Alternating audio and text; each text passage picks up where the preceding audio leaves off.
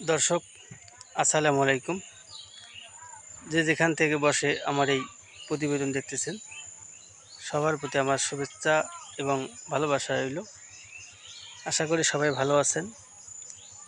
আজকে পবিত্র মাহে রমজান, 29শে রমজান শেষ পর্যায়ে। আজকে এই মুহূর্তে আমি সন্ধ্যার সময় আজকে চলে আসলাম আমার এই জারা ঘাসের ক্ষেতে। আপনারা দেখতে পাচ্ছেন, এটা আমার জারা ঘাসের ক্ষেত। আমি অনেকদিন থাকি এই ভিডিওগুলো করি এবং প্রতিবেদন আপনারা দেখেন, কথা শুনেন আমার। আজকে আমি আলোচনা করব এই জারা ঘাস নিয়ে আলোচনা করব, যে এই জারা ঘাস আপনারা কেন গরু ছাগলকে খাওয়াবেন এবং কেন চাষ করবেন এবং কোন জমিতে চাষ করলে ভালো ফলন পাবেন এবং কি পরিচর্যা করলে এই জারা ঘাসের ফলন আপনারা পাবেন। আজকে এই বিষয়ে আমি আলোচনা করব। আমি বলবো যে জারা ঘাস হচ্ছে একটা উচ্চ ফলনশীল ঘাস। এর প্রোটিন হচ্ছে 22 থেকে 24%। খুব একটা উচ্চ ফলনশীল ঘাস, খামারের জন্য খামার উপযোগী ঘাস। এই ঘাস খুব নরম এবং রসালো এবং অনেক মিষ্টি এবং সুস্বাদু এবং অনেক ঝোপালো হয়।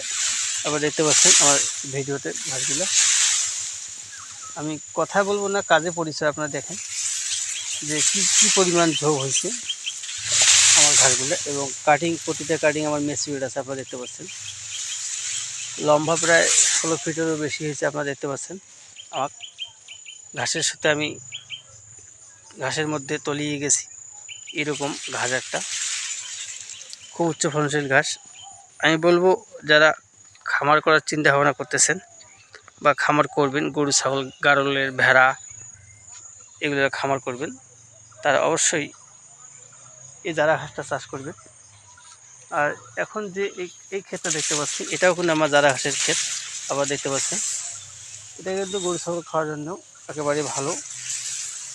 এটা মসৃণ আছে, পাতাগুলো একেবারে মসৃণ। আবার দেখতে পাচ্ছেন ভিডিওতে আমার একেবারে সবুজ।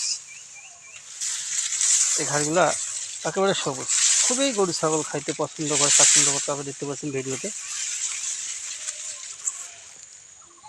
আপনারা যারা জারা ঘাস খুঁজছেন বা জারা ঘাসের কাটিং খুঁজছেন, তারা অবশ্যই আমার এই প্রতিবেদন দেখবেন, ভিডিও দেখবেন।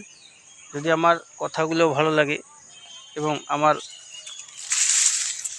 কার্যক্রমগুলো ভালো লাগে, তাহলে অবশ্যই আমাকে ফোন দিবেন। অনেক ভাই আছেন যে আপনারা কমেন্ট করেন কমেন্ট বক্সে, যে আমি বলবো যে কমেন্ট করবেন না আপনারা। আমরা অনুরোধ লাগে, কমেন্ট করবেন না। কমেন্ট করে কোনো ফলাফল আপনারা পাবেন না। আপনারা অবশ্যই আমার স্ক্রিনে নাম্বার দেওয়া থাকবে, ওই নাম্বারে আপনারা সরাসরি কল করবেন আমাকে।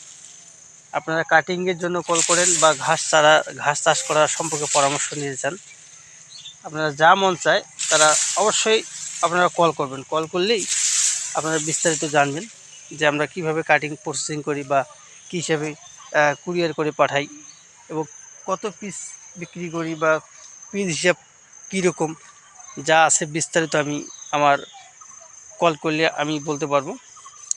আর আপনারা যারা জারা ঘাস চাষ করবেন, অবশ্যই জমিটা আমার উঁচু জমি নির্বাচন করবেন।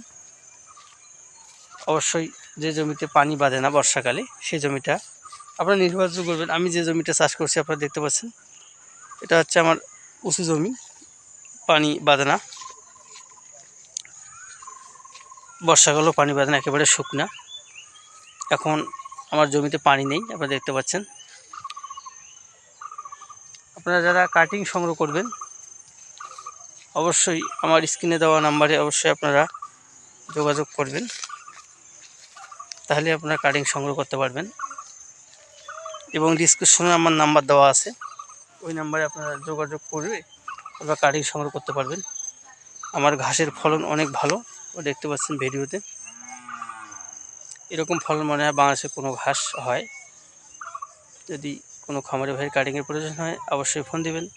আর যদি আমার কথাগুলো ভালো লাগে, অবশ্যই আমার চ্যানেলটা সাফল্য বৈচিত্র্য টিভি চ্যানেলটা আমার সাবস্ক্রাইব করবেন এবং লাইক করবেন, কমেন্ট করবেন। আপনাদের সুস্বাস্থ্য কামনা করে এখানে আমি শেষ করলাম। আসসালামু আলাইকুম।